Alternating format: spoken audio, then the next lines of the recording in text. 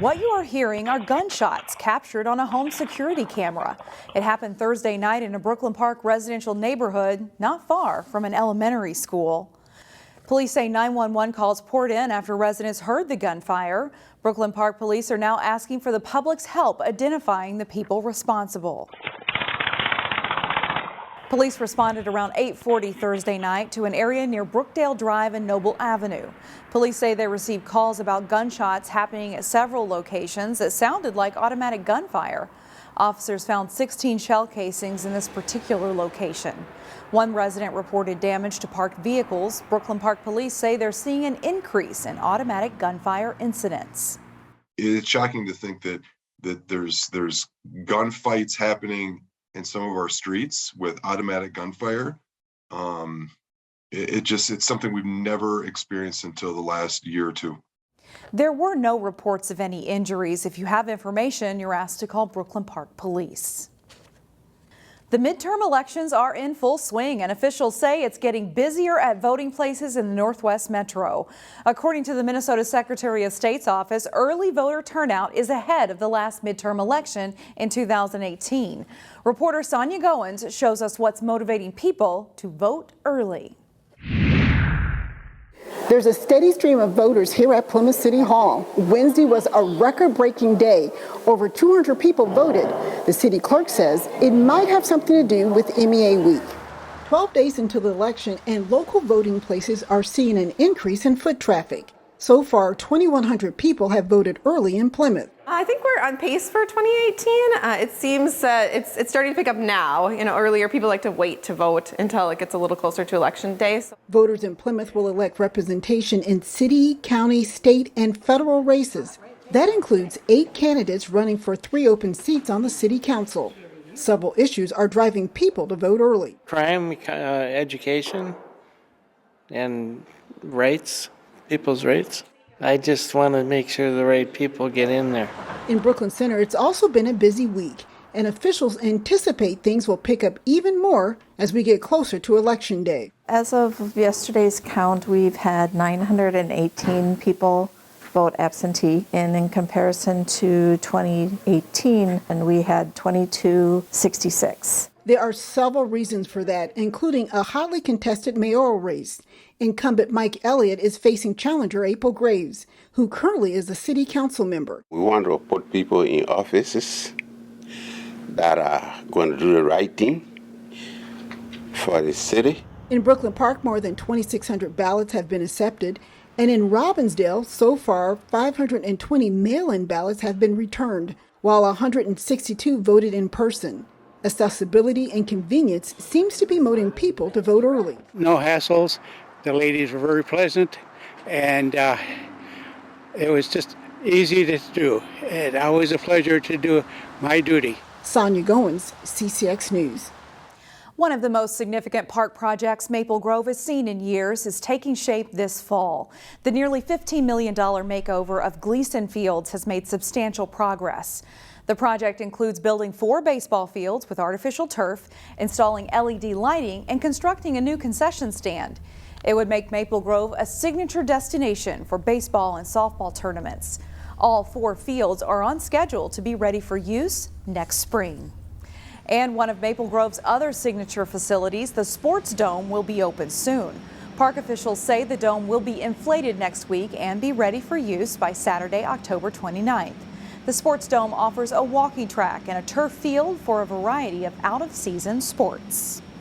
It's Construction Inclusion Week, which is an effort to bring more diversity to the construction industry.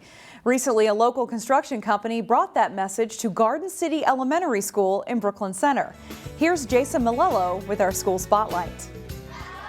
Reaching out to the class of 2032. I wanted to be an engineer when I grow up, and building stuff is going to be really important to me. And letting them know everyone is welcome in the construction industry. The idea being that we got to plant seeds very early in the minds of young people and their parents about careers in construction, and maybe blow away that stigma that it's a white male-dominated industry. Construction Inclusion Week is an effort to make the industry more inclusive.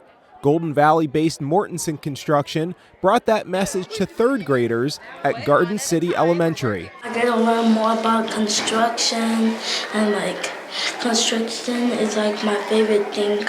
Teaching them about the wide range of opportunities in the trades. To be an engineer, to be an architect, to be a construction manager. Equity in the construction industry won't happen overnight, and currently women and African Americans make up less than 10% of the workforce. There are still pockets of racism in our industry, like there is in any industry. But maybe Construction Inclusion Week will inspire some of these young people to be leaders in the future and help tear down the walls of racism. I'll feel proud of myself and probably encourage other people that you can be anything you want when you grow up. In Brooklyn Center, Jason Malillo, CCX News.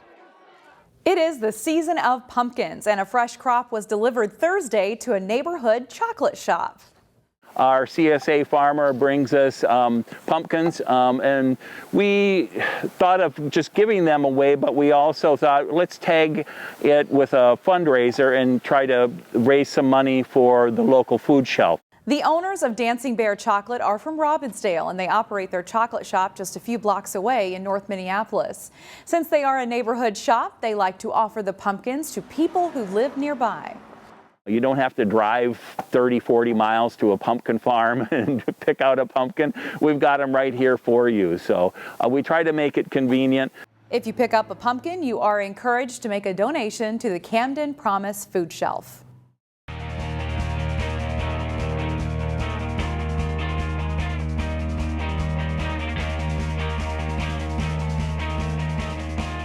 The regular season wrapped up this week for local football teams and squads across Minnesota.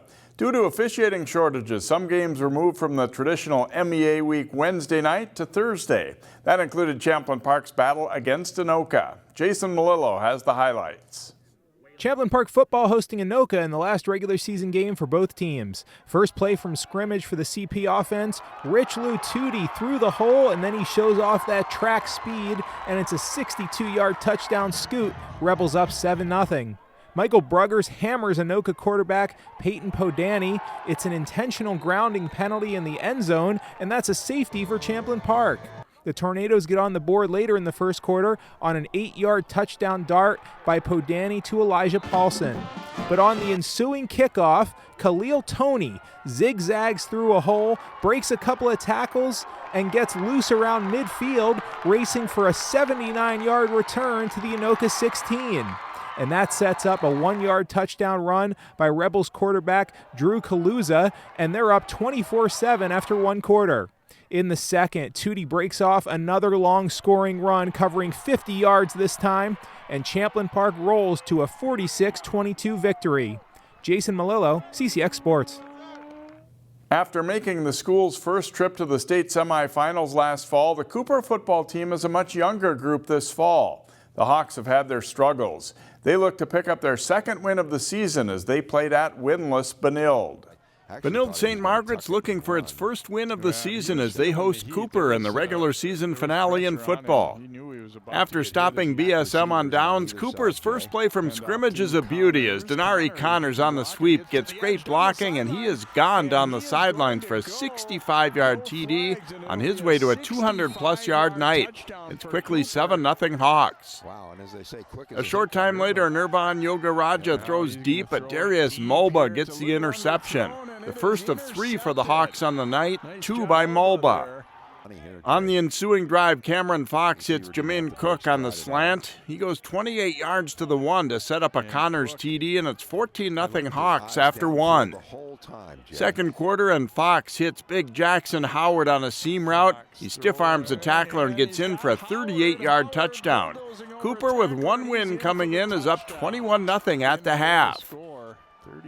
It gets interesting very late. Still down 21-0 with under 3 minutes left. Yogaraja deep to Elliott Hitter, and he makes a great catch, then fights off a tackle attempt and goes 83 yards for a touchdown. It's 21-7 with 2:24 to play. After the Red Knights recover an onside kick, they strike again. Yogaraja over the middle to Khalif Brown, and he gets to the end zone for a 56-yard scoring play, and it's 21-14. Benilde forces a fumble and gets one more chance, but they can't complete the comeback. Cooper holds on for a 21-14 win. The playoffs are next. That brings us to playoff time, where a few local squads receive #1 seeds in their sections. Here's a look at the playoffs. In the largest Class 6A, unbeaten and top-ranked Maple Grove is the top seed from Section 5. They will host 8th seed from Section 6 Hopkins in the first round next Friday night. Champlin Park, the #2 seed from Section 5, hosts Mounds View. Wayzata plays at STMA. Osseo is the 5 seed from Section 5 and plays at Woodbury. And Totino Grace is at East Ridge. In Class 5A, Section 5 has only 5 teams, so both Robbinsdale schools have byes into the semifinals. 3rd seed Cooper will play at Washburn next Saturday, while top seed Armstrong hosts the St. Louis Park Southwest winner. Those are afternoon games. Park Center is the #4 seed in Section 6 5A. The Pirates host Irondale in the quarterfinals Tuesday, with the winner meeting top seed Spring Lake Park in the semifinals. Providence Academy is the 3rd seed in Section 2 3A, while Brack is a #1 seed in 4 3A. Enjoy the playoffs.